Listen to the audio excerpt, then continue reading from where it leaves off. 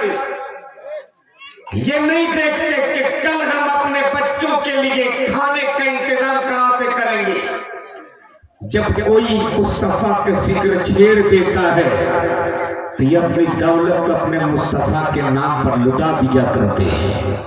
और इसे मालूम है कि जब परिंदे कल के लिए चोंच में दाना नहीं रखता, हम तो रसूलुल्लाह की उम्मत है, हम तो नबी पे कलमा पढ़ने वाले हैं, हम तो अपने अल्लाह को रज़ाक मानते हैं। मेरा रब तो वो है कि कभी भी अपने बंदों को भूखा नहीं सोने देता है। मेरा रब तो इतना बड़ा रज़ाक है कि पत्थरों के अंदर रहने वाले जब कीड़े मकोड़ा पर रिज़्क़ देता है तो अल्लाह अपने बंदों को कभी भूखा नहीं सोने दे सकता है। क्या बात है भाई, इसलिए ये मोहम्मद अरबी के गुलाम हैं। इन्हें मालूम है कि हम सब कुछ अपने नबी पर लुटा देंगे, फिर भी ये कम होगा। अल्लाह आपके इस इश्क को सलामत रखे, अल्लाह आपके इस बैठने को कबूल फरमाए। मालूम है अभी बार बार फिरोज राज साहब कह रहे थे तवज्जो इधर खींचे। जी जी जी आजकल कुछ लोग तवज्जो के माने बदल दिए हैं। जी जी बता दीजिए।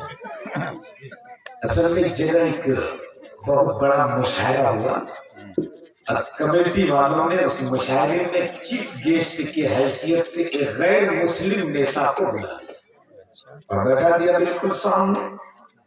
अब जो भी शायर आए बोले नेताजी तवज्जो चाहो। अब बेचारा उसे क्या पता कि तवज्जो किस लिए करना है। 500 का नोट निकाला दे दिया। दूसरा शायर आए बोले नेताजी तवज्जो चाहो, 1000 निकाला दे दिया। तीसरे शायर आए बोले नेताजी खुसूसी तवज्जो चाहो, 1500 निकाला दे दिया।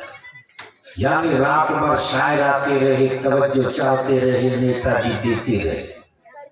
आखिर में जो शायर आए बोले नेताजी तवज्जो चाहो। नेताजी ने ऊपर वाली जेब देखी, साइड वाली जेब टटोली, जब कहीं कुछ नहीं मिला तो खड़े हो और बोला जी शायर साहब माफ करना, अब सारी तवज्जो खत्म हो चुकी, लेकिन मैं जानता हूँ ये गांव का नाम क्या है, सिरसिया, बहादुरपुर सिरसिया। 12 बजे 1 बजे के बाद तो मोदी जी का एटीएम बंद हो सकता है, लेकिन गरीब नवाज के दीवानों का एटीएम कभी बंद नहीं होता है। और जहां से उनका एटीएम बंद होता है वहीं से इनका एटीएम खुल जाएगा। इसलिए सिर्फ एक शेर, जी जी जरूरी है, एक शेर तरन्नुम से नहीं, तरन्नुम से ऐसी गलती नहीं करूंगा, इसलिए कि एक हादसा में देख चुका। जिस तरह आप लोग शायरों को नवाजते हो ना, जी जी ठीक उड़ीसा में भी लोग शायरों को ऐसे ही नवाजते। सरफराज बाबू यूपी से खतीब आया था पहली बार उड़ीसा, देखा कि लेन देन का मामला तो बड़ा अच्छा है, चलो 2-3 शेर मैं भी पढ़ दूं, कम से कम आने जाने का किराया उठ जाए। आवाज तो फटेली बांस, 1 शेर 2 शेर 3 शेर, 10-20 रुपए मिलने लगे, उनके अशार भी बढ़ने। इतने में कमेटी का एक लड़का मोटा सा डंडा लेके स्टेज के चारों तरफ घूम रहा। मौलाना बोले बाबू बैठ जाओ, बस मैं खत्म करने वाला हूं। उन्होंने कहा हुजूर आप तो मेरे मेहमान हो, आप पढ़ो। मैं तो उसको ढूंढ रहा हूँ जिसने आपको दावत दिया है। आप बोल रहे तरन्नुम में पढ़ो, कहीं वही हादसा इधर ना हो जाए कि तरन्नुम में मैं शुरू हो जाऊं और डंडा लेके लोग मौलाना खुशी कुमार। ऐसी गलती करते हैं। बस तहते लफ्ज में एक मतलब एक कि नाले कल्बे हसी जब अर्श से जा मिलता है, नाले कल्बे हसी जब अर्श से जा मिलता है, मेरे ख्वाजा का करम हो तो खुदा मिलता है। मेरे ख्वाजा का करम हो तो खुदा मिलता है। और गुलामी का ये शेर मुलाहिजा फरमाए कि ढूंढने वालों बता दो तुम्हें मुर्शिद का पता। ढूंढने वालों बता दो तुम्हें मुर्शिद का पता। दामन ख्वाजा में अक्सर ये छुपा मिलता है। दामन ख्वाजा में अक्सर ये छुपा मिलता है। अब आओ जरा अपने जहन को करीब कर लो और तारीख के कुछ पन्ने आपके हवाले कर रहा हूं। अरब और अजम ये दो फिक्रों में मुब्तला था। अरब में ईमान बचाने का मसला था और अजम में मुसलमान बनाने का मसला था। तो तवस्सुल अली चादर फातिमी में लिपट कर खानदान नबूवत में दो आफ्ताब महताब आए। एक का जिम्मा था ईमान बचाओ बचाओ बचाओ, दूसरे का जिम्मा था मुसलमान बनाओ बनाओ बनाओ। तो बचाने के लिए बगदाद की धरती पर गौसे आज़म आए और बनाने के लिए हिंदुस्तान के धरती पे गरीब नवाज आए।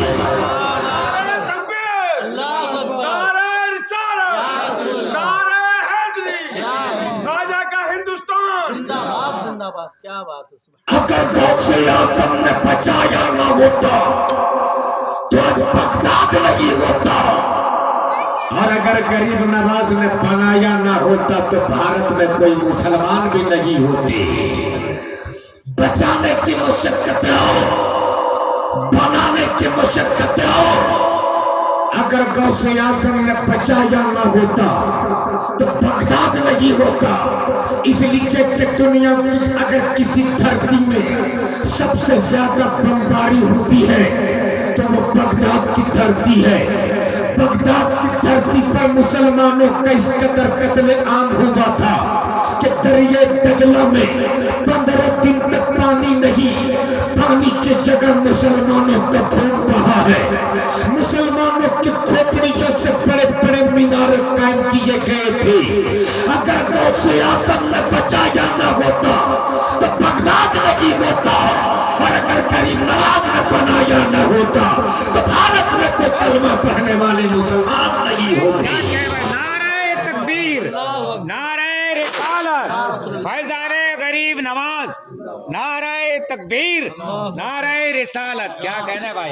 बचाने की मशक्कतें और बनाने की मशक्कतें और। जब बनाने के लिए आकाए रसूल औलादे बुतूल सैयदना सरकार मोइनुद्दीन चले, उस वक्त भारत में पृथ्वीराज चौहान की हुकूमत थी। शहाबुद्दीन गौरी ने अटैक किया था भारत की धरती पर। शहाबुद्दीन गौरी का लश्कर पृथ्वीराज चौहान के लश्कर से शिकस्त खा के वापस भाग रहे थे। उधर से सरकारे गरीब नवाज तशरीफ ला रहे थे। एक भगोड़े सिपाही की नजर पड़ गई मेरे ख्वाजा पर। आगे से रास्ता रोक लिया और रोकने के बाद बोल पड़े, बड़े मियां हम तलवार लेकर आए थे फिर भी हार गए। तुम तो निहत्थे चले हो, कब तक भारत में रहोगे? इतना सुनना था मेरे मोइनुद्दीन मुस्कुरा पड़े। बोल दो जोर से। और मुस्कुरा के फरमाते, नादान तुम तलवार लेकर आए थे इसलिए हार गए। मोइनुद्दीन तलवार नहीं, मोइनुद्दीन तो कुरान लेकर आ जाए और हार के वापस जाने के लिए नहीं, हिंदुस्तान के धरती पर या रसूल अल्लाह का नारा लगाने के लिए आया है। अब जैसे ही मेरे ख्वाजा आए, कहीं और नहीं, सीधे पृथ्वीराज चौहान के दर पर। पृथ्वीराज चौहान ने कहा, फकीर तू यहाँ क्यों आया? मेरे दर पे ये पीर और फकीर का क्या काम? निकल जा मेरे दर से। उस वक्त मेरे ख्वाजा ने एक नजर डाली थी पृथ्वीराज चौहान पर और कहा था, चौहान तू भी बदल जा। चौहान तू भी बदल जा। पृथ्वीराज चौहान ने कहा, फकीर तू यहाँ क्यों आया? तब मेरे ख्वाजा ने कहा था, लोगों को हिदायत की राह दिखाने आया हूँ।